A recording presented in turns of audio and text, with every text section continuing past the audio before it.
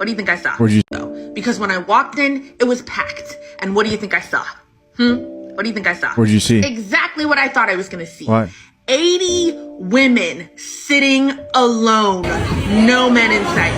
None. I saw so many Black women try to solve a problem in dating by starting to host events in person, trying to create third spaces to facilitate dating like offline. And you know what would happen every single time? The men were not signing up. They would be selling tickets to speed dating, and they would always end up with men's tickets on sale. Always, because they weren't buying any. Just the other day, a big account that I follow for Black creatives did like this cute Cupid thing where they were like, hey, send us a profile about yourself and we would love to post it and like play matchmaker. Sounds like a cute idea, right? Not one single man sent their profile in. And mind you, this is an account that has well over 100,000 followers. It's just time to stop.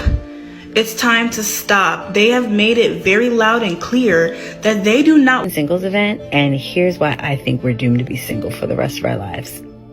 That was a bit dramatic, but let me tell my story. So I went to singles night at Union Church's Charlotte campus. Now, I don't go to that church, but I started following Pastor Stephen since he was a guest pastor at my church earlier this month. And when I found out that he was writing a book on dating and relationships, I was interested because, listen, your girl could use some divine intervention in that area. But I'll be honest, I didn't want to go at first. I figured it's a Christian singles event. There's going to be 11 women there and like 2 men.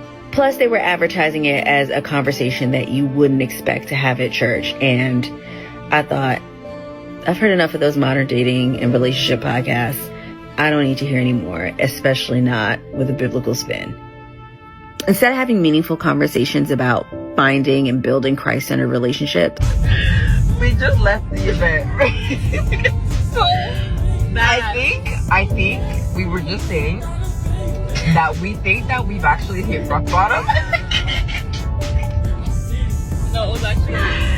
We think we've actually hit rock bottom, and I think we were either punked, catfished, like or it felt like a sick joke. And my spirit, while I was there, my spirit told me, no mas, por favor. I am not going to no more of these. Okay? That rhymed. Period. I'm not going to anymore, and here's why. So that singles event was cool because they actually had a mix and mingle session at the end where they put us in a very cool atmosphere for people to talk and meet with each other. Although there was like 3 men there and 300 women, I loved the fact that they did that. I thought that was really cool.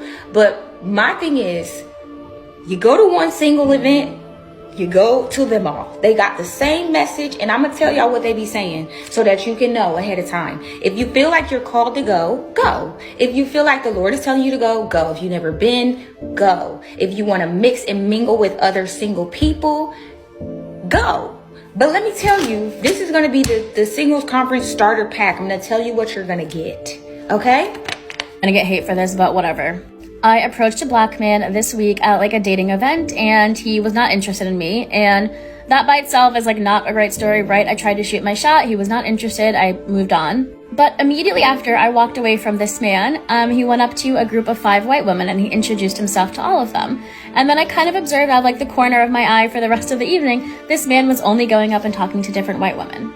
Later that night, another very attractive Black man came in, the exact same thing, only talked to the white women that were in the room. There were maybe 6 or 7 Black women throughout, and I could tell. I would look over at the Black women occasionally, they would be looking, we would all be observing the same thing. We're all thinking the same thing, right? And as someone who has reviewed a bunch of different like dating events, I have seen this play out so many times where you walk into a room, the Black women are looking for other Black men, and the Black men are not looking for Black women. Unless the host of the event is like a Black person or a person of color. And as much as I say that I am going to start dating outside my race, my mind, whenever I walk into like... You keep talking, man, and you shut the fuck up.